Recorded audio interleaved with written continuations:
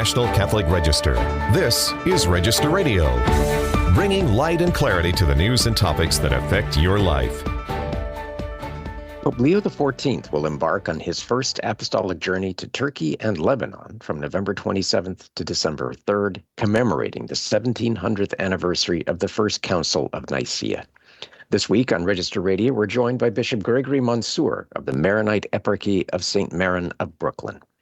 And then, last week, Pope Leo XIV had a very memorable virtual encounter with young people at the National Catholic Youth Conference in Indianapolis. We talked with two reporters who were there, Tessa Gervasini and Jonah McKeown. Hello, I'm Matthew Bunson, host of Register Radio and EWTN News' Vice President and Editorial Director. I'm joined, as always, by Shannon Mullen, Editor-in-Chief of the National Catholic Register. Hello, Shannon. Hello, Matthew. Well, Pope Leo XIV's first apostolic journey has taken him to Turkey and Lebanon, a trip that marks the great call of unity in the Church of the Council of Nicaea in 325 and includes ecumenical and interreligious outreach, a plea for peace, and especially support for local Christian communities. Among the many Christians eager to welcome the Pope to Lebanon are the more than 1 million Maronite Catholics. To help us appreciate more fully the importance of the Holy Father's visit to Lebanon and to Turkey, we're joined by Bishop Gregory Mansour, who has served as the Eparch of the Maronite Eparchy of St. Maron of Brooklyn since 2004. Your Excellency, welcome to Register Radio. Thank you, Matthew, and thank you, Shannon. Good to be with you.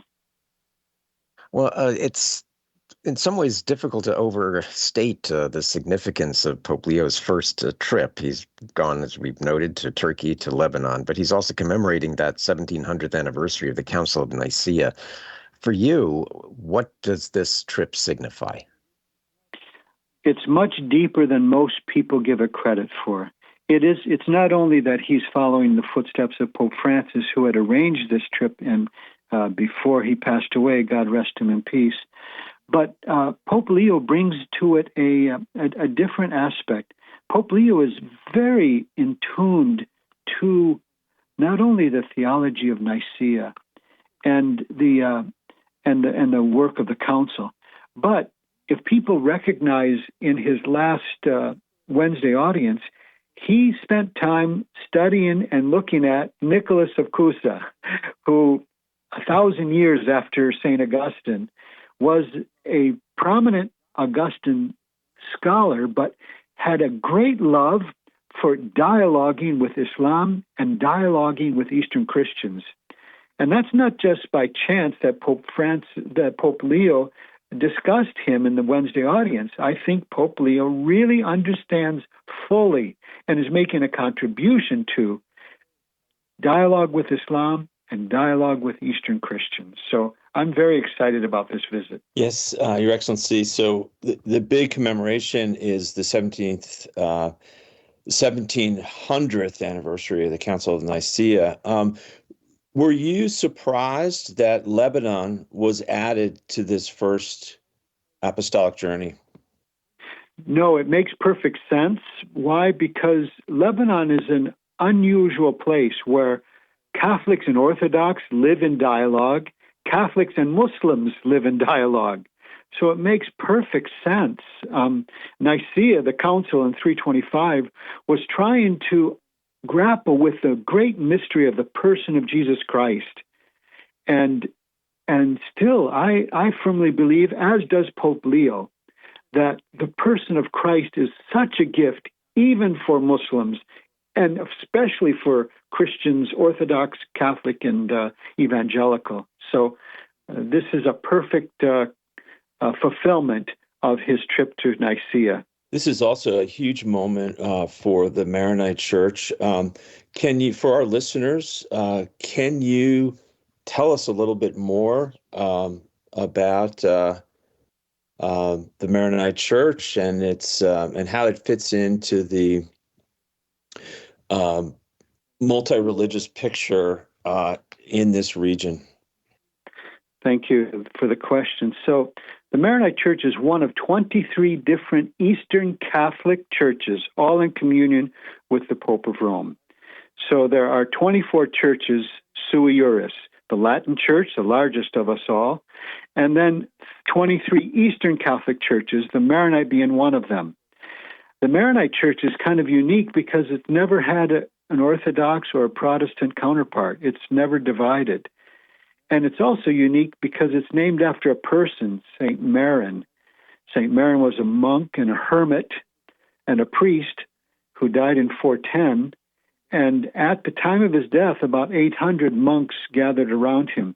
And they became known as the House of Maron or Beit Maron or Maronites, as we know them today. And it was almost a monastic movement that was evangelical in its nature, almost like Benedictine monasteries in 4th, 5th, and 6th century Europe.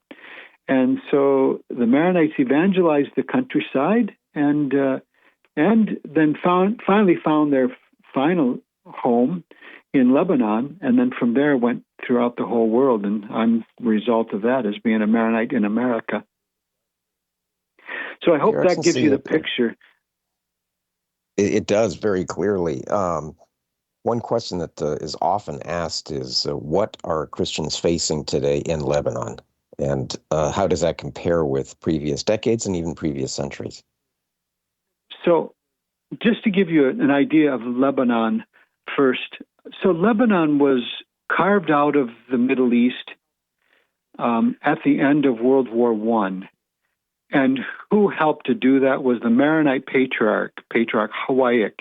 At 76 years old, he went to Versailles to negotiate with the Allies and to say that Lebanon needs to be carved out. Why? To become a refuge for Muslims and Christians alike. And at that time, the Christians were the majority. But he wanted Lebanon not to be just a sole Christian enclave. He wanted Lebanon to have Sunni Muslims, Shiite Muslims, Druze, and all the variety of Christian communities.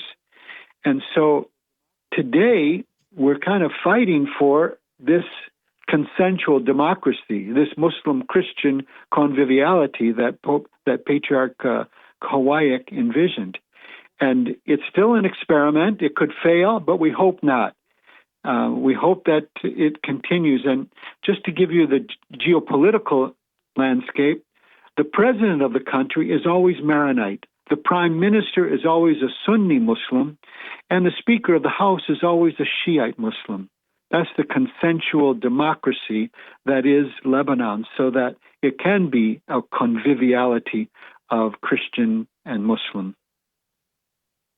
I know Christians and non-Christians alike are so excited to see the Pope.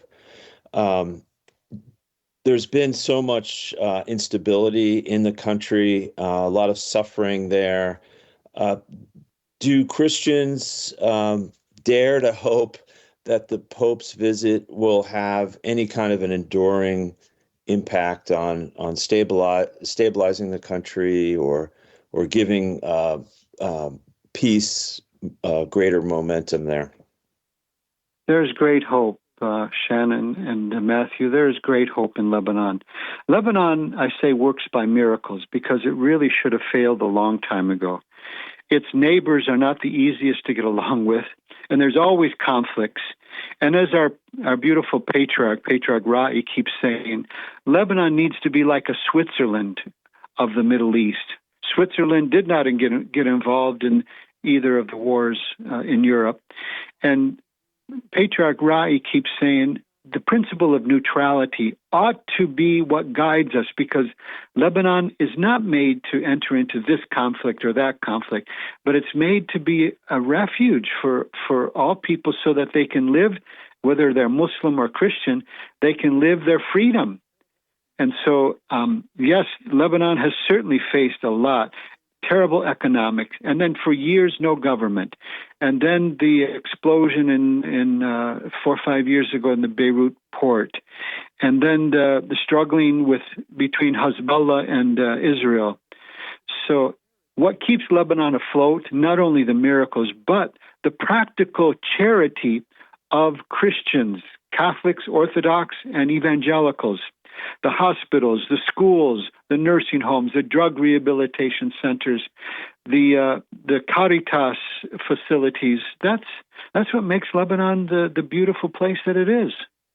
While I have the two of you on, I'm fascinated by Leo's interest or nod that he's made to the Eastern churches. And I know Matthew and I have talked about on the show, watching carefully Leo's liturgical style and liturgical personality. But Your Excellency, early on in his pontificate, one of the first groups he talked to was the Eastern churches, and he really prayed the leaders of the Eastern churches, and he really praised their liturgies.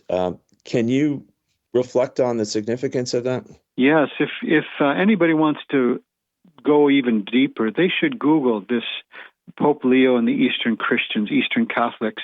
He had a wonderful audience with all the Ukrainians at the peak of their tragic war aggression of Russia. He gathered all of the bishops, the priests, even the head of their church, and they all prayed at St. Peter's Basilica. That was a beautiful moment. And then during the election, Cardinal Gujarati, the head of the Eastern Catholic Churches, had a beautiful homily and reflection on the importance of the Eastern Catholic Churches.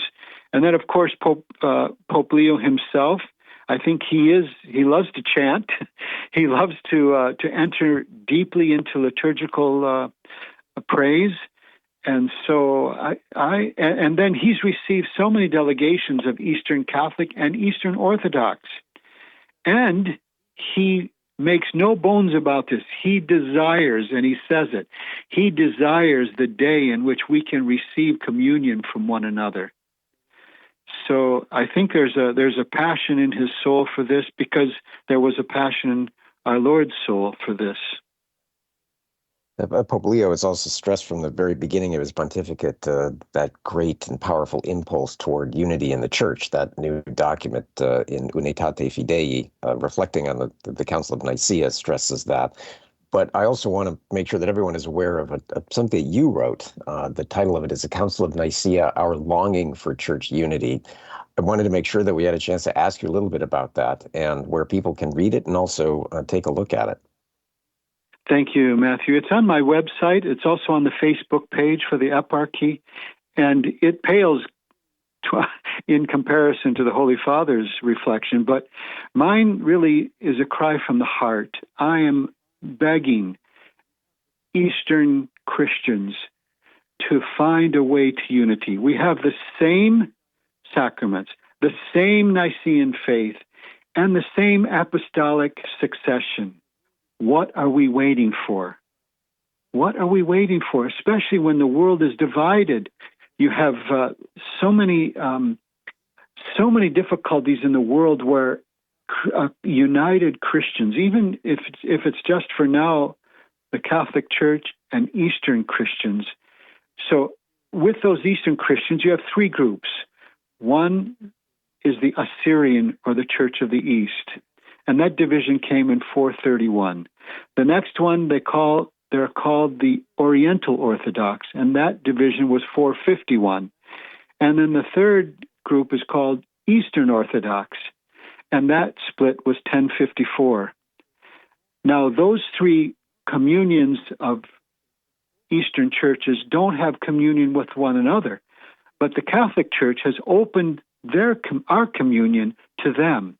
It's my hope one day that we can at least share Holy Communion. And I say at least because it is not the end of the fulfillment of union. It should be the beginning.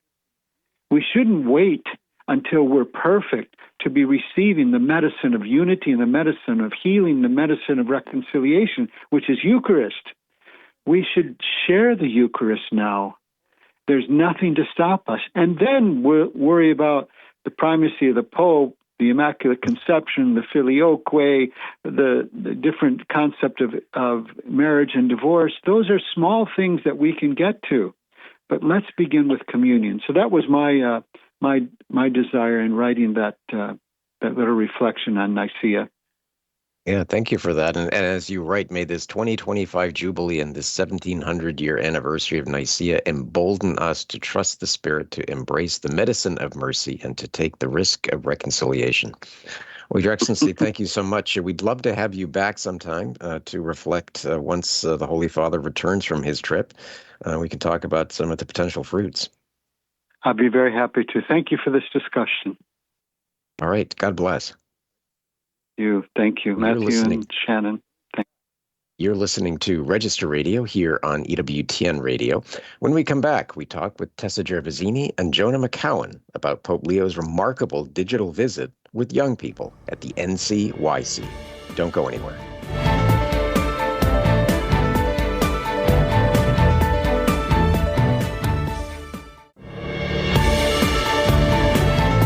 Let's return to Register Radio on EWTN. Well, last week in Indianapolis, Pope Leo XIV had a truly remarkable digital visit with the young participants at the National Catholic Youth Conference in Indianapolis. To talk about that encounter and everything else that happened were two very brave reporters who made their way to Indianapolis. Tessa Gervasini of the Catholic News Agency and Jonah McKeown of the National Catholic Register both were there for the duration. And I have to single out, especially Jonah, for your pretty remarkable in-the-field reporting. You were pretty fearless dealing with the young people. Well, thank you, Matthew. It was a wonderful experience and not as scary as it might have looked on camera. Well, Tessa, let's start with you because this is, for you, must have been a fun experience. This is probably your first time at this type of a gathering, was it? Yes, it was. I haven't been to something quite like this before and quite this large. So it was a great experience, and to be around so many young people that all share the same faith and the same hopes was a really remarkable experience. Tessa, I know there's so much to say about the pinnacle of the week was really this encounter, this digital encounter between the Pope and 16,000 young people in Indianapolis. Of course, a lot of other people, including myself, were watching the live stream broadcast from EWTN. So there's a lot to discuss there, but I thought it was a remarkable moment. And you've written a wonderful piece, 10 takeaways from Pope Leo XIV's address to youth at NCYC. I know there are 35 takeaways, but let's talk about some of the 10. What struck you so much about this roughly 45, 50 minute of dialogue? I think what struck me the most was how well he was able to speak in a way that I think would resonate with, yes, young people, but really everyone. But the things he said, I know if I were 16 and going to this conference, I think I would just really be able to understand it so clearly. A lot of the kids were asking about how to recover from mistakes and how to, accept God's mercy. And he explained it so well. He kept saying, we all make mistakes. We are able to be forgiven. And when you're young, I think it's so important to hear that. He also spoke with the young people about how to find real friends and the importance of that. I think that's something that's so pivotal in their lives right now. So to hear that and, hear that from someone so high up in the church, but also in a way that's so personal. I spoke with the few students that spoke with him after the conversation, and all of them kept saying how personal it was. That was the common theme they said to me. One of them said he felt like he was talking to a church mentor that was just someone his age like that. And I think that was what was really striking about it. He said it didn't feel like I was talking to someone who has this power or anything. He just said it felt like a friend. And I think that was what was really important. Yeah, I just wanted to note, I was so struck by the exchange on the Register, ncregister.com. We have an editorial really encouraging people to watch the video, which is available online, because, as we say in the editorial, in addressing these young Catholics, Pope Leo is really speaking to all of us, because the spiritual guidance, the pastoral words of wisdom he offered were really for everybody, and they were so practical and, as you say, down to earth. So, yeah, I would really encourage people, even if you're not a young Catholic. In fact, as our editorial says, the older you are, maybe the more you need to watch this, because it'll really, it's just good, good, wholesome sustenance. Yeah. And so, Jonah, what's your takeaway of this encounter? Right. It really, in some ways, felt like a watching the moon landing moment. Like, it felt very historic to see the first American Pope addressing, a whole stadium of mostly Americans, almost all Americans, and teenagers at that. So that was just remarkable to see. And as Tessa mentioned, it really seemed as though his words really resonated with the kids who were in attendance. I got the opportunity to speak to several of the young people who asked questions of the Pope, and they really were on cloud nine. They were just amazed that their names came out of the Pope's mouth, that he really seemed to see them and to be interested in what they had to say. And that really goes to what I think was my biggest takeaway from the dialogue, which was that the Pope said in explicit terms, he said, "We want to hear from young people. You are the now of the church. You're not just the future. We want to hear your ideas, what you value, and your ideas matter to us." And to hear that straight from the Pope, especially in most people's native English, was, I'm sure, really remarkable and unforgettable for so many of the attendees. And just briefly, the other thing I'll mention is that his words were just so Christocentric. He just kept bringing it back to Jesus Christ, the person of Jesus, and just a very simple message of practice your faith. Go to Mass, take time for prayer.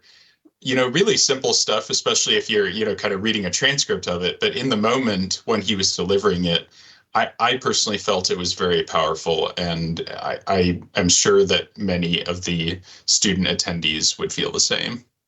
Yeah, it just to quote from Tessa's piece, just to give you a little sample of this. Another topic he touched on was the idea of finding real friends and what he called true friends. And he says, a real friend is not only someone who's fun to be with, that is good too, but it's someone who helps you grow closer to Jesus, someone who encourages you to become a better person. Good friends also push us to seek help when life gets difficult or confusing.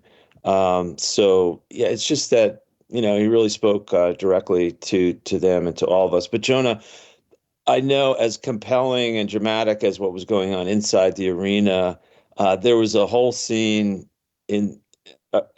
outside the arena that you were a part of. Can you describe that a little bit? And for sure, tell us about these hats and these clothespins that we saw you with during the broadcast. Right. Well, as you mentioned, there was plenty going on at the conference other than the big arena sessions.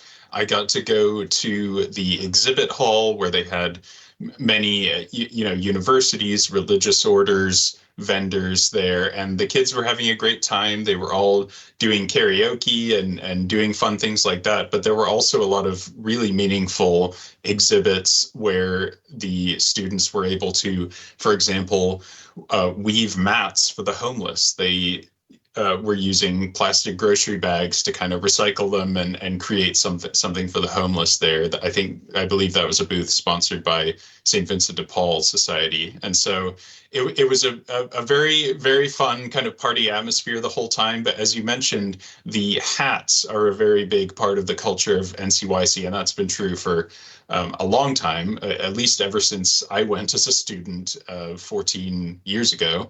But the students were kind of in this arms race to create the most interesting or large or colorful or light up hat, and they would trade them with each other. So you'd see these big cowboy hats or hats that looked like a Christmas tree. And then there were also these clothespins that people would write little messages on them, like Jesus loves you, something like that. And then in the hallways, they would clip them on people. So you might find yourself coming home with a bunch of clothespins clipped on you in various colors and messages.